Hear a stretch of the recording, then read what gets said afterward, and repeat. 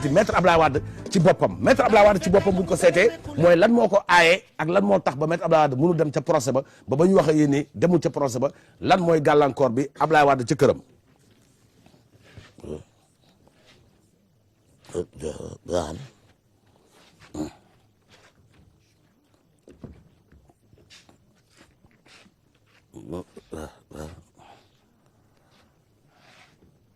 soo gisee mooy ne lànk bien ne duma dem du ñàkk bien am fit wala ragal a dem li tax bien ma daadee taxaw nit ñi bien bi ñu yeewoo Lamine Faye ne ma Sénégal yëpp a ngi si buntu kër dama leen nañu dem mais luñ fiy def ils n'ont qu'à aller dem ran dugg jàppale seen frère mais bu fekkee ne bien man dama bëgg a génn nit ñi bëgg maa topp Macky Sall mun naa taxaw ne damay def perturbation loolu tax tey laa gën a ànd ak doole waaw tey la góor gi tey la gën a am doole waaw waaye eh bien su ma soxna bu demee dafa mel ne man maa dem ndax Viviane bu nekkee ca fi nga xam ne fa la ñu àttee doomam ma nekk fa sax cet mun naa fa am wala ma xool sama doom bëtu yërmande bëtu njureel sama rongoñ tuuru eh bien ni ñuy jooy mun naa indi loo xam ne eh bien mar deytaani ñu annulé séance bi waaye nag nee nañu doomu gaynde bi gaynde rek la mën a jur man je pense que ne soxlu sax may dem di xaar Karim ndax dana am fit wala du am fit gis ngeen ko yéen waa TFM di ngeen ko wane ci kanam ma ko sol lu weex tàll eh bien jekk ba daal macha allah toll ne ni ko neex waaw toll ni ko neex tey bu fekkoon ne sax am na promoteur bu ñemee tëgg làmb mën ngaa jël Karim macha allah catuma ko sama doom la waaye Macky da ko may yaram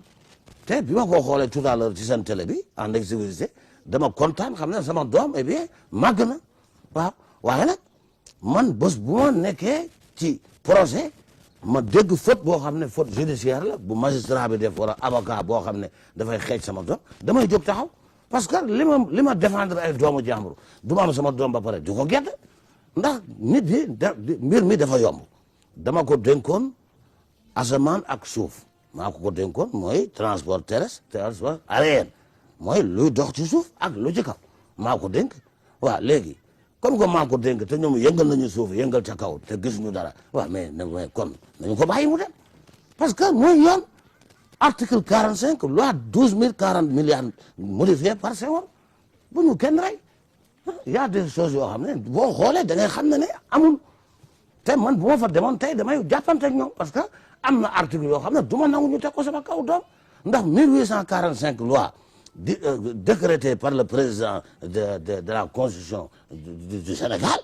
la loi qui mène pour les autofinancements économiques et monétaire bancaire sous les vigilants du Banque mondiale l'article 54 54 milliards modifier l'argentier de la purification des droits non acquis pour une personne en danger économique et qui n'est pas un projet politique un projet financier et un projet politique financier parce que l'article 1445 du droit commun qui donne à un ordre de ciel et de terre qu'on a remué et l'article 1845 milliards 945 divisé par les deux de la sommation du développement de l'économie et l'économisation des droits pénals sur la caractérisation de la loi modifiant du loi 45 sur loi 18 du droit 45 de la loi 1840 1000 milliards 9 444 milliards ils ont fait le 450 millions de milliards d'euros et bien la Banque mondiale a décrété la loi 45 sur les autodétournements des biens de 1845 d'après De Gaulle kon Hitler et De Gaulle doivent être poursuivis parce que les armes que les financements français et européens